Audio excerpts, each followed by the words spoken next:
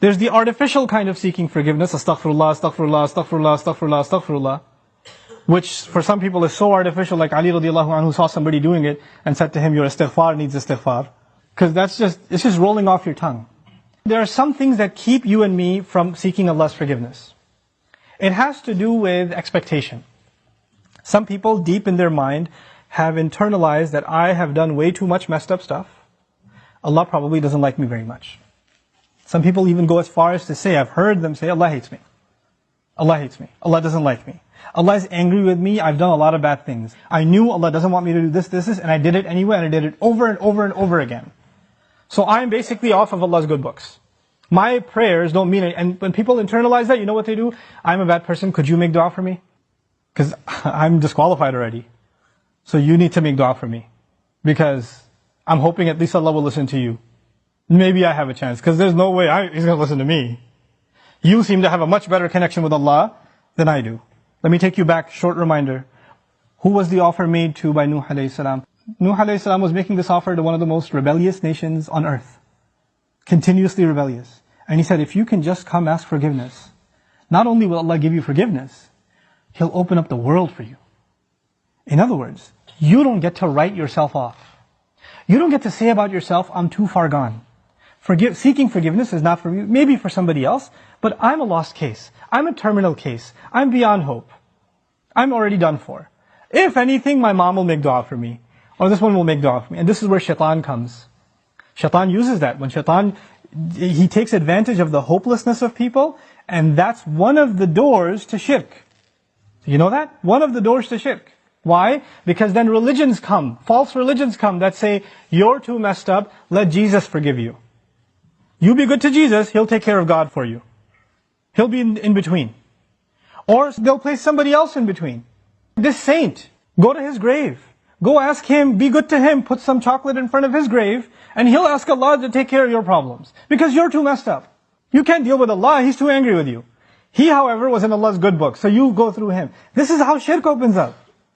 In other words, the essence of our direct connection with Allah, which is what Iman is, which is what Tawheed is, which is what La ilaha illallah is. The essence of it is you get to ask Allah directly for what you need. And I'm telling you, I'm reminding myself, the thing we need the most, because it will take care of all of our needs, is seeking forgiveness. Now, there's a seeking of forgiveness by the tongue, and there's a seeking of forgiveness by the heart. Human beings tend to be defensive. If I criticize you for something, hey, I saw you said that. Why did you say that? I didn't mean it like that. You don't understand what I was going through. Excuse me. You don't even understand the whole story. Hey, I noticed that you did this. You get defensive immediately. بَلِ الْإِنسَانُ عَلَى نَفْسِهِ بَصِيرًا وَلَوْ أَلْقَى مَعَاذِيرًا. Human beings have good view of themselves, but they make lots of excuses. They keep throwing excuses. If you're going to seek Allah's forgiveness, you have to find a time. It doesn't matter if you don't know Arabic, and you only know Punjabi, and you only know Bangla, or Bahasa, or English, or Urdu. It doesn't matter. You speak to Allah, and you genuinely admit to Him what you've done wrong, and don't make excuses.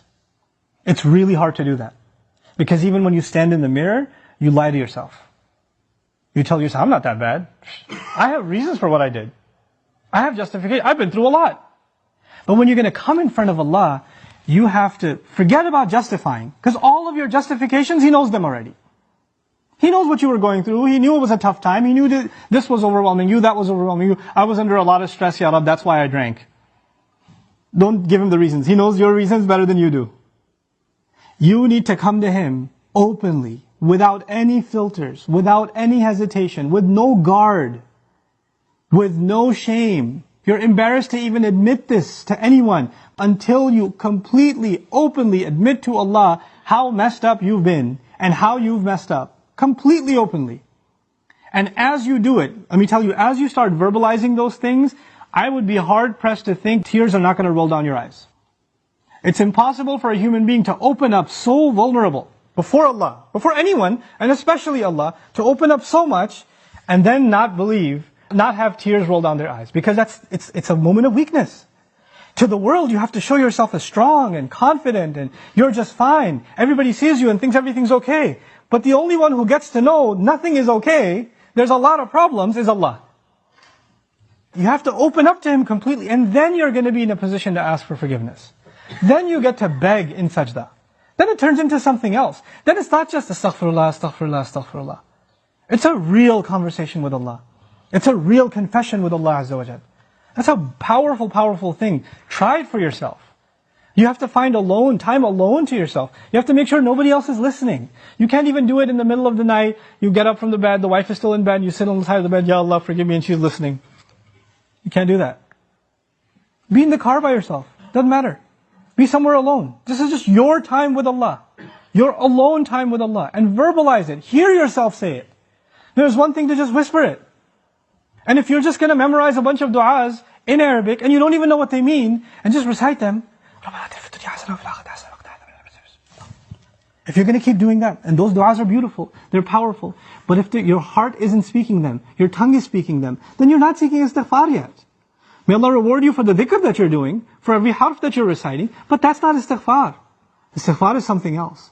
And when these tears come down, when this starts opening up, then the sky opens up.